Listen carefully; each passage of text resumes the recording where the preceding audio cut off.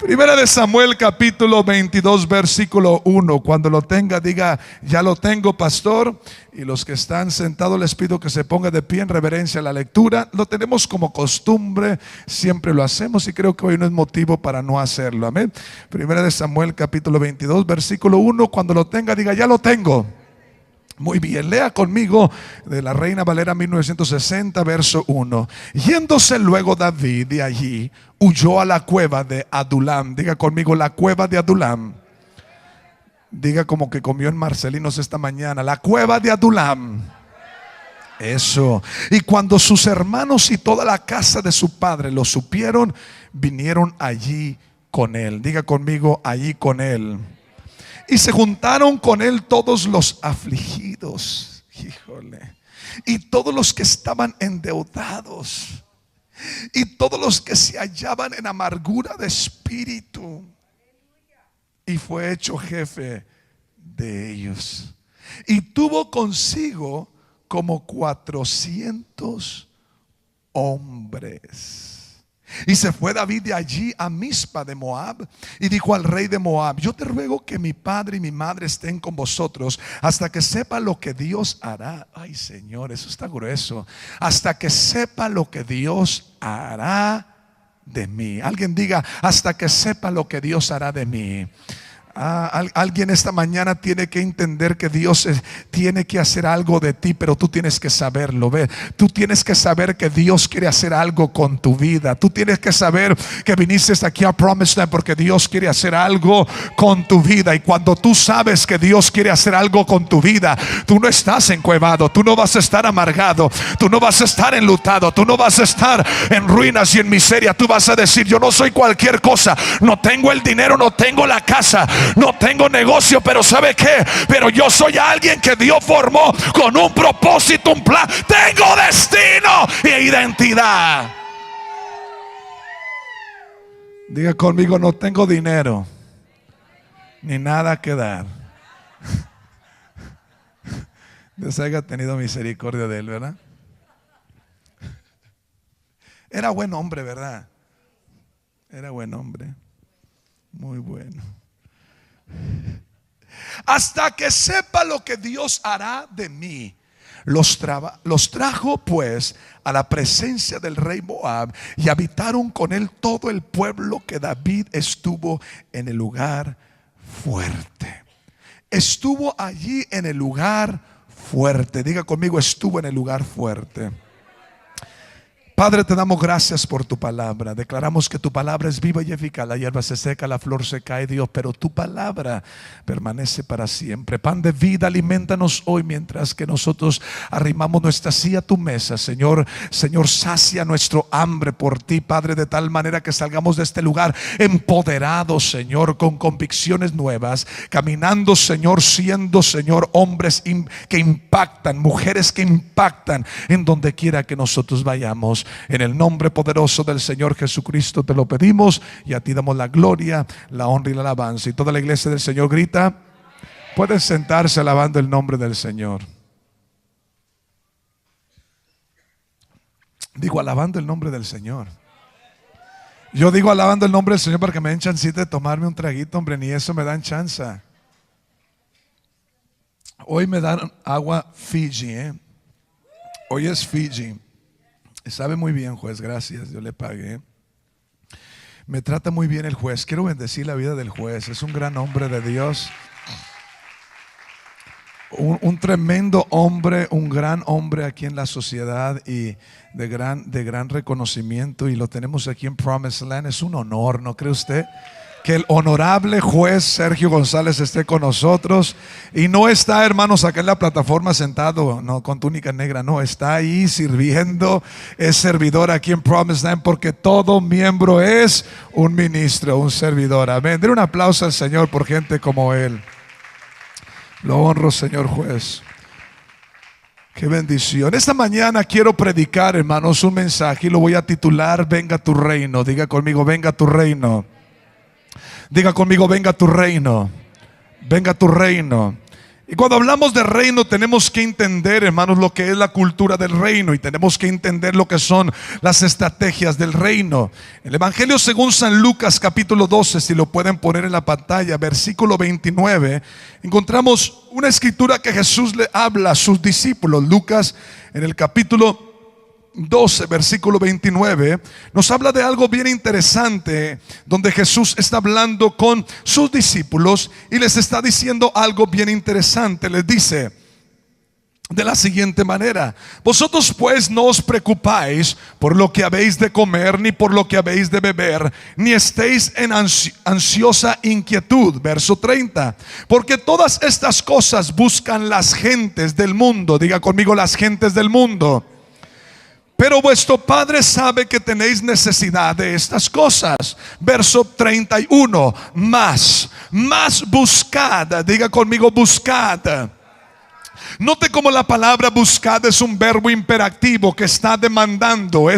No es una sugerencia, si quieres, si tienes tiempo, ay, cuando se te pegue la gana. No, Señor, esto es un mandato, esto es una ordenanza que Dios está diciendo. Está diciendo: buscad el reino de Dios y todas las cosas os serán añadidas. Diga conmigo: serán añadidas. Pero hay algo tremendo que yo empiezo a ver cuando Jesús está hablando del reino. Les está diciendo: el mundo se preocupa por lo que necesita, se preocupa por lo que está pasando y lo que está sucediendo. Casi nos dice: los mexicanos tienen miedo que gane el Trumpas en la Casa Blanca este año. Casi nos está diciendo algo así, porque dice: porque creen que les va a hacer situación en su vida. Entonces el mundo, la gente tiene, hermano, necesidad, tiene problemas en su diario caminar, tiene situación y tiene necesidad. Y el Señor está diciendo: quiero que sepas algo. Dice: no quiero que temas, no quiero que temas a las necesidades que están sucediendo a tu alrededor, porque vuestro Padre sabe de que tienes necesidad de estas cosas. El mundo se la pasa buscando de ellas, el mundo se la pasa preocupado porque no hay dinero, porque no hay esto, porque no hay lo otro, porque no hay aquello. El mundo tiene esa preocupación. La gente que no conoce a Dios tiene esa preocupación, dice, y Dios está consciente que tú tienes esa necesidad. Pero luego dice el verso 31: más buscad el reino de Dios y todas las cosas os vendrán por añadidura. Me gusta como lo dice Marcos. Marcos no lo dice de otra manera y nos dice en el capítulo 6: buscad primeramente. Alguien diga: primeramente. Primeramente es una palabra que tiene que ver con prioridad. Prioridad tiene que ver con ponerlo primero. Porque la peor tragedia que el hombre puede vivir en este planeta no es la pérdida de un ser querido, no es la pérdida de posiciones, no es una inundación en la ciudad. La peor tragedia que podamos vivir en este mundo no es una enfermedad incurable, es vivir una vida con las prioridades equivocadas. Hay prioridades por las cuales nosotros debemos de vivir, y cuando no vivimos por prioridades, vivimos una vida en caos, una vida en desorden. Y cuando hay desorden, consecuentemente hay vacíos, y la tierra estaba desordenada y consecuentemente estaba vacía. El hombre tiene la tendencia de buscar cómo saciar ese vacío que le produjo el desorden, tratando de llenar sus necesidades, pero allí no hay la llenura de las cosas. El Señor dijo: si buscas primeramente, grite primeramente. Si buscas primeramente el reino de Dios, todas las cosas que necesitas van a ser añadidas. Esto me da a mí entender que hay algo poderoso del reino de Dios, Marisa. ¿Por qué? Porque el reino de Dios es atractivo, es como si fuera un imán. El reino de Dios no rechaza el bien, el reino de Dios no rechaza la riqueza, el reino de Dios no rechaza el bienestar, el reino de Dios no rechaza los milagros. El reino de Dios es atractivo al bien que yo necesito. Yo necesito el bien de Dios en mi vida, pero el reino de Dios es el que lo atrae. El reino de Dios atrae las cosas que el hombre necesita, y sin el reino de Dios el hombre va siempre a alejar la bendición del Señor. Por eso dijo el Señor, le dice al pueblo: busca primeramente el reino de Dios. Marcos nos dice no solamente el reino de Dios, sino que su justicia. ¿Por qué su justicia? Porque el reino de Dios es gozo, paz y justicia por el Espíritu. Entonces, cuando vemos que el reino de Dios tiene la capacidad de atraer, algo extraordinario sucede cuando el reino de Dios llega. Jesús le enseñaba a sus discípulos cuando se acercaron y le dijeron: Señor, enséñanos a orar. ¿Cuántos dijeron esa frase en una ocasión? Enséñanos a orar. No sabemos orar. Aunque veníamos de iglesias y aunque veníamos de religión, pero la verdad, cuando llegamos al cristianismo dijimos: híjole, no sé nada. Pues yo no salgo de decir lo mismo, y enséñame a orar. Y dijo el Señor: mira, cuando tú ores, no ores como aquellos que piensan que son oídos por sus vanas repeticiones. Tú cuando oras, ora de esta manera: Padre nuestro que estás en los cielos, santificado sea tu nombre. Esto no era un patrón, esto no era, hermanos, algo que se había de repetir. Esto era la estructura de la cual nosotros habíamos de orar. Es al decir, cuando empieces a orar, empieza antes de todo reconociendo que Él es Padre, proveedor de todas las cosas, el sustentador de todo lo que salió de Él. ¿Qué quiere decir? Si Él es mi Padre, Él tiene la obligación de cuidar de mí. Si Él es mi Padre, Él está obligado a tener que sustentar todo lo que sale de Él. Un padre tiene la obligación que todo lo que engendra lo tiene que sustentar. Si Él es mi Padre, Él tiene la obligación de sustentar lo que salió de Él. Yo no fui creado por mí mismo. A mí no me votaron para que yo pudiera existir. Yo vengo porque Dios dijo: Él va a existir, y yo salí de Dios, por lo cual Dios tiene la obligación de sustentarme. Mis hijos no abren la puerta del refrigerador diciendo: Señor, que en el nombre del Señor Jesucristo, oh santo, haya leche en el refrigerador. Ellos abren con confianza que va a haber leche en el refrigerador. Y ellos no vienen de rodillas rogándome: Señor, Padre, tú sabes que soy tu hijo. ¿Sabes qué dice Niam? A la medianoche, que no hay leche, que él quiere leche. Y le decimos: no hay leche, Niam. ¿Y sabe qué dice? Pero yo quiero leche. Esa es la mentalidad de un hijo. Nosotros los cristianos nos hemos convertido tan religiosos que pensamos, hermano, que tiene que haber una manera adecuada en la cual podemos orar. Padre, yo vengo delante de tu amada presencia en el nombre de tu amado Hijo Jesucristo, porque tú eres el proveedor de... Y lo oye alguien que apenas empieza a caminar con el Señor y dice: híjole, pues si a ese está batallando para que Diosito lo oiga, pues imagínate a mí.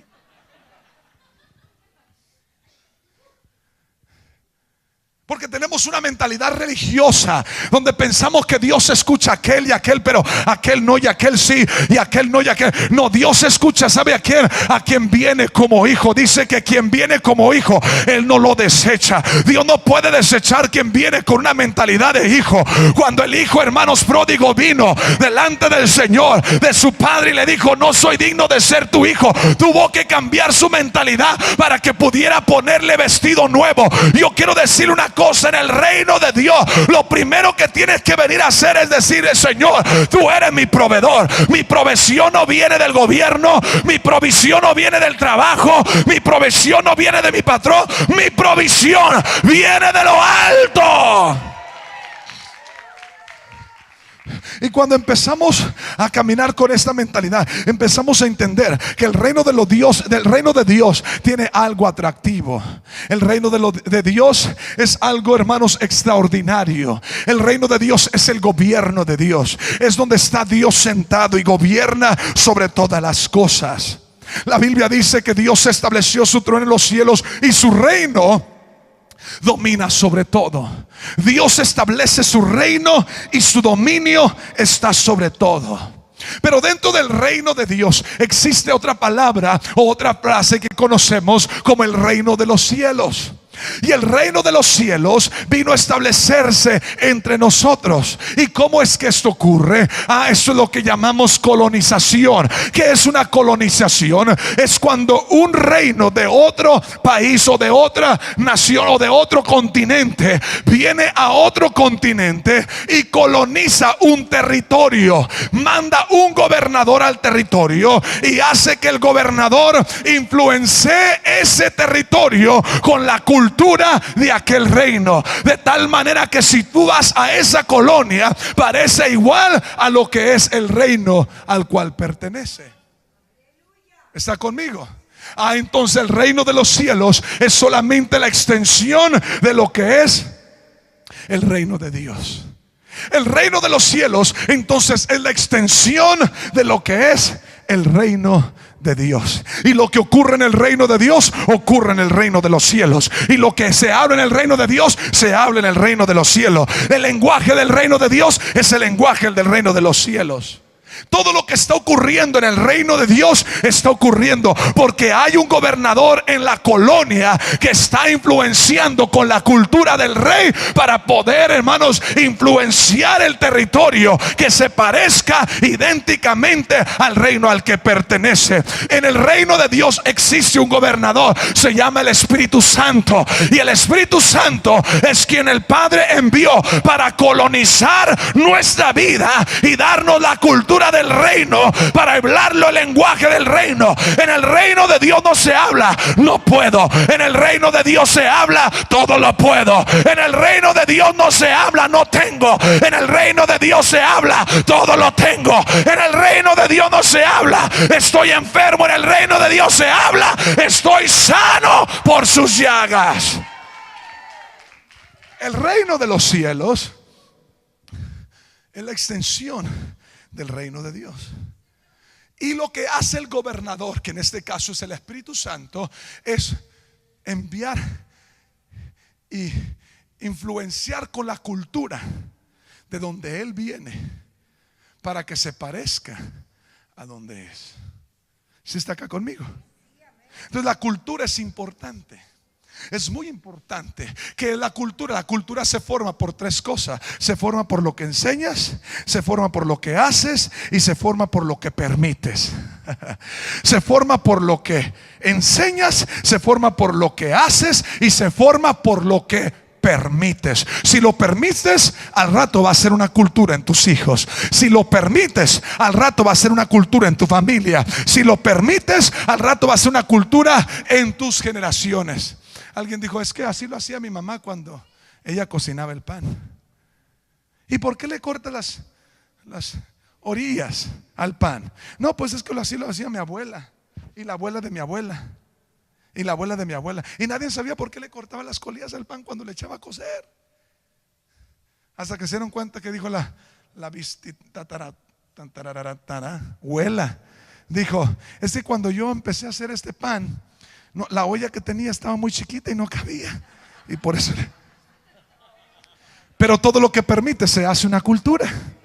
Todo lo que tú permites se hace una cultura que empiezas a heredar a tus generaciones y le empiezas a influenciar. El reino de los cielos tiene una cultura y es introducida a través del Espíritu Santo. Por eso quien no tenga el Espíritu Santo no sabe la cultura del reino. Por eso siempre estamos batallando, siempre estamos luchando. No sé cómo hacer esto. Tienes días altos y días bajos porque no conoces la cultura del reino. En el reino Pablo está tirado y está todo herido. La acaban de golpear y lo acaban de apedrear. Tiene, hermanos, heridas por toda parte. Y se levanta y les dice a los hermanos: ¿sabes qué? Sé tener necesidad y sé tener abundancia. Sé trabajar como no trabajar. Sé vivir en escasez y sé vivir también en prosperidad. Y de todo estoy enseñado. ¿Y sabes qué? Y todo lo puedo en Cristo, quien me fortalece.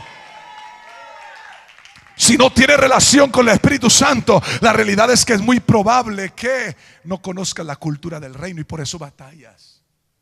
Por eso batalla. Conoce la religión. No hagas esto, no hagas lo otro. Esto es del diablo. Y te vas al infierno y te vas a ir al cielo. Y conocemos religión, porque eso es lo que nos enseñaron. Religión. No hagas esto, no hagas lo otro. ¿Cuántos vienen de una iglesia legalista donde no hagas esto, no hagas lo otro? Tienes que hacerlo así. Siéntate, híncate, párate. Hazlo esto, párate la mano así. Hazle acá, no le hagas. Siéntate acá, siéntate de esa manera. Y nos enseñaron tal manera así, tan rígida las cosas, que dijeron: no te vistas así, no te vistas acá, no te pongas eso. Eso no está bien. Quítate eso, ponte el otro. Súbele, bájale, apriétale. Y todo lo queríamos hacer, pero lo que no sabíamos era la cultura del reino. Parecíamos santurrones Madre Teresa, pero no teníamos el ánimo para poder levantarnos en contra de la batalla, porque nos enseñaron lo que era legalismo, pero no la cultura del reino. La cultura del reino es esto: que cuando Dios entró en nosotros, algo extraordinario tiene que estar ocurriendo en nuestras vidas, porque el reino de Dios atrae el bien a nosotros. Luego dice el Señor ahí en Lucas, después de que dice: buscar el reino de Dios y su justicia. Luego dice el verso 22: no temáis, manada pequeña. ¿Por qué no temáis? Dice: no temáis, manada pequeña. ¿Por qué? Porque a vuestro Padre, dice, os ha placido, ¿qué cosa? Darnos el reino. Porque a vuestro Padre le ha placido darnos el reino. A Dios le ha placido entregarnos a nosotros el reino. El reino está entregado y nos lo dio Dios a nosotros. El cristianismo no se trata de una iglesia y de ir a la iglesia y que somos de una nación y que somos de una religión. Eso no es, hermanos, el cristianismo. El cristianismo se trata de que el Padre nos ha entregado el reino. Alguien diga: me ha entregado el reino. Rápido, vaya al capítulo 17. Si no puede rápido, pues vea la pantalla. 17 verso 20. Dice el mismo Señor Jesucristo, más adelante les empieza a decir, preguntando por los fariseos cuándo había de venir el reino de Dios, le respondió y les dijo: el reino de Dios no vendrá con observación, en otra palabra, o con advertencia. El reino de Dios no va a ser visto. El reino de Dios no es algo que se va a ver, que ahí viene el monarca y ahí viene el carruaje. Ese no es el reino. El reino de Dios, dice, nos vendrá con advertencia, ni dirán: helo aquí o helo allí, porque el reino de Dios entre vosotros está. En otras palabras, el reino de Dios, la extensión, nos lo entregó a nosotros. ¿Y sabes dónde está? Está en mí. El reino de Dios está en mí. El reino de Dios está en mí. El reino de Dios no está allá. No tengo que ir hasta tal parte, porque no, el reino de Dios está en mí. Cuando Dios me lo entregó y me lo entregó en mí. No lo traigo en una cajita dorada y ando con ella cuidándola y me vine a la iglesia y se me olvidó en la casa. No, el reino de Dios, despierto y digo: buenos días, reino de Dios, porque está en mí, está en mi casa. Cuando voy en el carro, está en mi carro. Cuando entro al trabajo, está en el trabajo. Cuando estoy en el campo de la batalla, está en el campo de la batalla. Cuando estoy hablando con mis hijos, está allí el reino de Dios, porque el reino de Dios está en nosotros.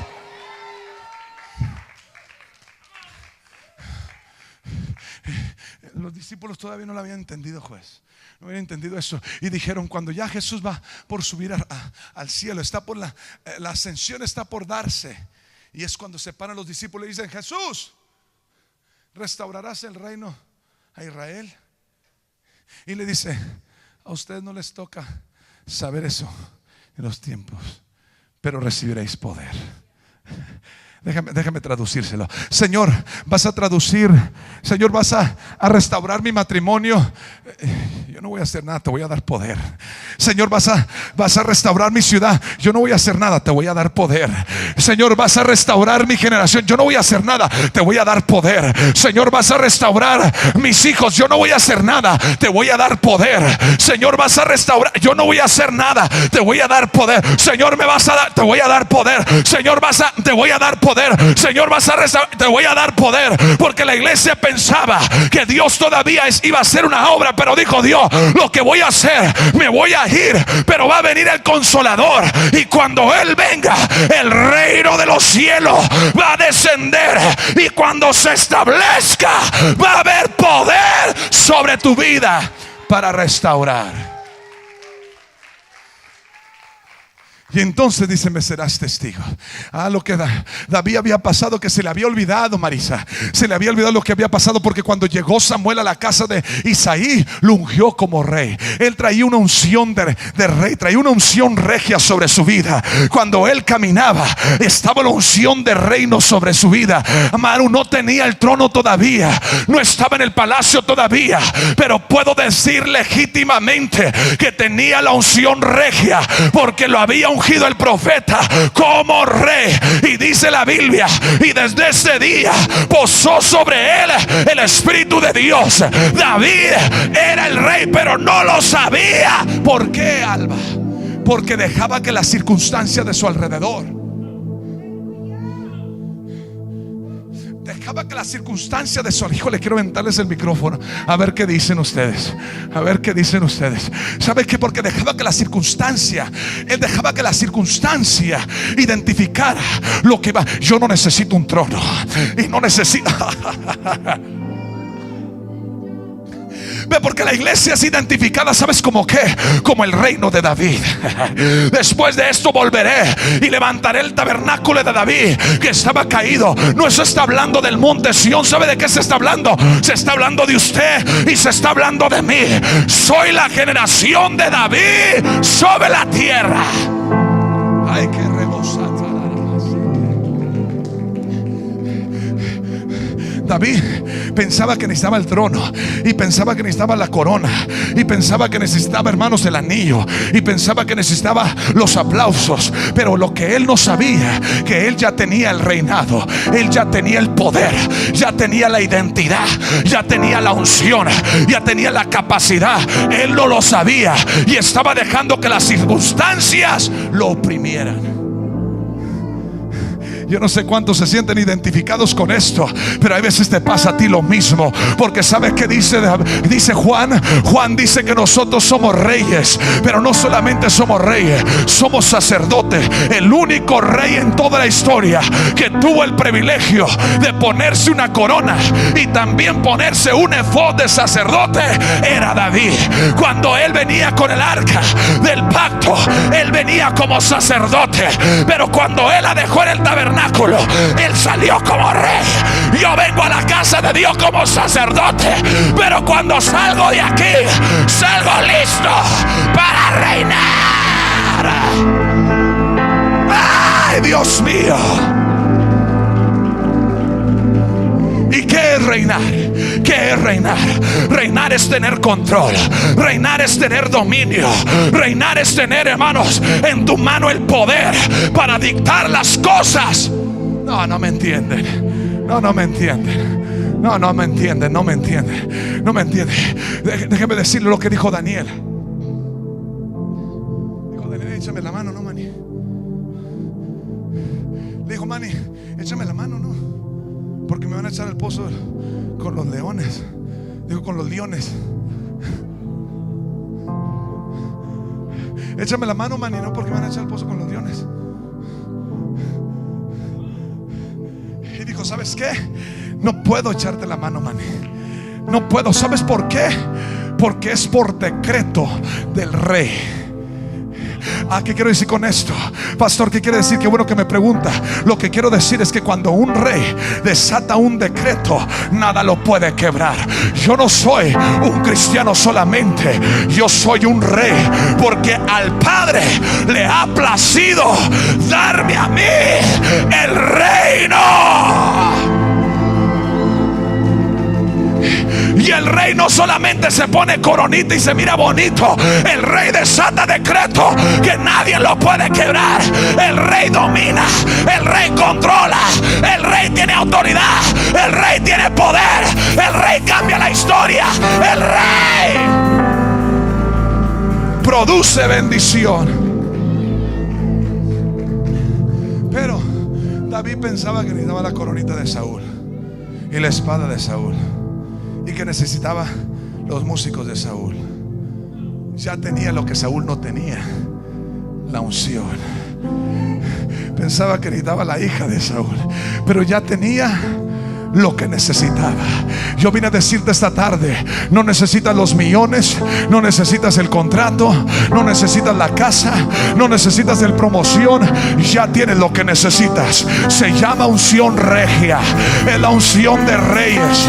Es la unción de reyes. Es la unción de reyes. ¿Y qué hace la unción de reyes? La unción de reyes te lleva de la cola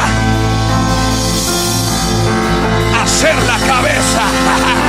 La unción de reyes te lleva de estar abajo a estar arriba. La unción de reyes te abre las puertas que te habían cerrado. La unción de reyes hace que camines con cielos abiertos. La unción de reyes atrae la prosperidad a tu vida. Siéntate porque me emocionas. Siéntate porque me emociona más. Fíjate, la unción de reyes atrae la riqueza. ¿Sabías eso, Maru? Si no me crees, pregúntale a David. Dijo David: un día me llegó un email, y cuando la abrí, dice: hola, ¿qué tal? Soy la reina de Seba, y escuché de ti y quiero ir a verte. ¿Me pudiera recibir? Dijo David: sí, vente, déjate venir. Yo volé de Etiopía a Jerusalén. ¿Y sabe cuánto se llevó en avión? 5 horas. Yo me puse a pensar: ¿qué tanto viajó por carreta, por carruaje, la reina de Seba, de Etiopía hasta Jerusalén? Porque la unción regia atrae gente. No importa que tan lejos venga. En la mañana vinieron desde Osona, encima de la lluvia. ¿Por qué? Porque aquí hay unción regia. Y la unción regia, yo no sé cuándo vinieron de otra iglesia y dijeron: ¿sabe qué, pastor? Te bendigo. Me fue mucho gusto verte conocido. Gracias por tu ayuda, pero me tengo que ir porque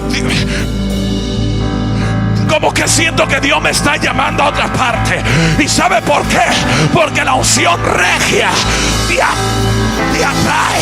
La unción regia te empieza a sacar de donde te encuentres.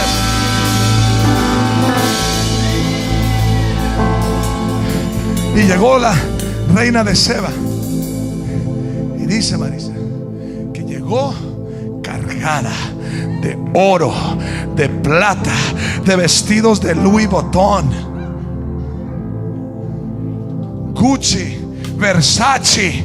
Llegó, hermano, con lo más valioso, y le dijo al rey: no he conocido a nadie más como tú. Dejen entrar los bueyes y dejen entrar los camellos. Voy a decir como dijo mi abuela: entraron los camellos pujando de tanto oro que llevaban, Señor. Porque la unción regia atrae la riqueza. La unción regia atrae la prosperidad. La unción regia atrae las oportunidades. Si las oportunidades están lejos de ti, puede ser que dejaste que la situación te hiciera pensar que necesitas la corona, pero ya tienes la unción. Jesús dijo: recibiréis poder cuando haya venido sobre vosotros el Espíritu Santo. Por eso es importante tener el Espíritu Santo, porque el Espíritu Santo es el indicador que el reino de los cielos ha llegado. Y cuando el reino de los cielos llega aquí, donde quiera que yo estoy, ahí está el reino de los cielos. Donde quiera que yo voy, ahí va el reino de los cielos. Por eso el reino de los cielos no llega a un país o a una ciudad, llega a un individuo. Y donde llega el individuo, he aquí el reino de los cielos se ha acercado. Llega a otra casa y dice: he aquí el reino de los cielos se ha acercado. ¿Sabe por qué? Porque yo soy portador del reino. Ya voy a terminar. David llegó a la cueva de Adulam. Los enlutados, los amargados, los endeudados. Ahí estaban 400 hombres, Marisa, con las uñas bien largotas, el pelo bien largo, la barba bien grande. Apestaban. Esos pelados que vienen de la sierra,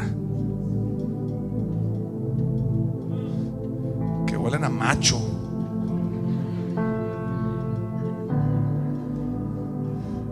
Sí, híjole, mi amor, hueles a macho, mi amor.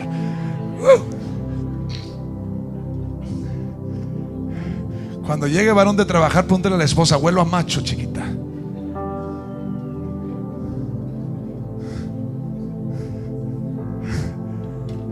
$400 hombres en una cueva escondidos, Lisa. Estaban amargados, enlutados y endeudados. Todos se habían juntado porque ¿sabe qué? Siempre que hay un problema, igual la gente tiene la tendencia de colonizarse. Los leprosos se colonizaban. Siempre que hay problemas en las iglesias, usted vea cómo se junta la gente del mismo problema para hablar del mismo problema. No en esta iglesia, en aquella de la que salió usted. En esa se junta la gente para hablar del problema que traen todo, porque eso es lo que es el problema de lepra. Lepra siempre coloniza el misma situación. Diga aquí no, diga conmigo aquí no, diga aquí no, diga aquí no. Cuando venga alguien y le toque la puerta, diga: oye, ¿tú qué piensas de aquí no? Dígale: aquí no, en mi casa no va a haber lepra, en mi casa no va a haber leproso, porque yo tengo una unción regia. En mi casa hay reyes y sacerdotes. Y llegó David. ¿Cómo era? Me voy a ir allá a la cueva de Adulam. Y se metió a la cueva de Adulam y se sienta con todos los demás. Pero yo creo habían leído en Facebook, porque alguien le tomó una foto a David cuando lo están ungiendo y lo subieron a Facebook, y lo vieron y dijeron: este trae algo. ¿Ves? Es impresionante cómo hay gente que puede creer más en lo que tú traes que lo que tú traes. Hay gente que puede creer más en lo que tú cargas que tú mismo que puedas creer en lo que tú mismo cargas. Porque a veces que tú no lo miras, pero otros sí lo ven. Sadrach, Mesach y Abednego no miraban a Dios con ellos, pero el rey sí lo vio. Hay veces que tus enemigos son los que miran la prosperidad y tú dices: pero es que no tengo y es que no puedo. Pero ¿por qué dices eso? Si mira todo lo que has hecho y mira lo que estás alcanzando. ¿Tú crees, maní? ¿Tú crees, maní? Sí. Porque a veces tenemos la tendencia de olvidarnos todo lo que hemos avanzado solamente por estar viendo lo que no hemos alcanzado. Pero no porque no lo he alcanzado voy a dejar de ver lo que he avanzado. Y dije: no, ¿sabes qué? Hoy vamos a hacerlo capitán. No. A lo mejor nos ayuda a vengarnos de los que nos hizo mal. Porque venganza siempre es algo que está en el corazón del hombre que le han hecho daño. No en esta iglesia, en la otra. Y lo hicieron capitán, Fernando. Pero lo que a ellos se les había olvidado, que había algo en David poderoso. Hojas después leemos que David conquista el dominio de su reino por causa de los hombres valientes de David. ¿Sabes quién eran esos hombres valientes? Eran los enlutados, los amargados y los endeudados. ¿Qué pasó? Aquellos que estaban en quiebra, en bancarrota, aquellos que estaban tristes, decepcionados, que no creían en ellos mismos. Cuando llegó el reino a la cueva de Adulam, aunque le llamaran la cueva de Adulam, ¿sabe qué pasó? En la cueva de Adulam hubo un cambio de ambiente, hubo un cambio de atmósfera que cambió la mentalidad de los individuos para empezar a levantarse y decir: no somos cualquier cosa, no voy a dejar que mi condición me dé identidad a mí. Yo no tengo identidad por mi condición, yo tengo identidad por el reino que está en mí. Ayer en la clase nos enseñaron algo bien poderoso. A mí me impactó, y aunque ya lo había escuchado, como que me recordó. Dios nos ha dado un temperamento que jamás va a cambiar, pero a cada uno de nosotros formamos un carácter de acuerdo al ambiente. El carácter que uno tiene es el resultado del ambiente en el que vive. Y el carácter jamás va a cambiar si el ambiente nunca cambia. El papá que le dice al hijo: mi hijo, necesitas que cambiar. No, no es el hijo que tiene que cambiar. Lo que tiene que cambiar son los padres que cambien un ambiente para que cambie el carácter del hijo. Qué poderoso, ¿no? Licenciada Alicia, qué poderoso eso, ¿no? Muchas las veces culpamos a los hijos. No es la culpa de los hijos, es la culpa de los padres. Hay que crear un ambiente distinto, porque cuando cambia el ambiente, cambia el carácter. Eso es lo que hace el reino. El reino de Dios cambia el ambiente. Llega el reino de Dios y el ambiente cambia. El cojo ya no puede ser cojo, tiene que caminar. El muerto tiene que resucitar. El enfermo se tiene que sanar. El pobre se tiene que enriquecer. Yo vine a las ciudades del río para decirle a los mexicanos que viven aquí: el reino de los cielos ha llegado. Y es tiempo de levantarnos, es tiempo de conquistar, es tiempo de tomar autoridad, es tiempo de establecer dominio, es tiempo de arrebatar, es tiempo de la conquista. Póngase de pie.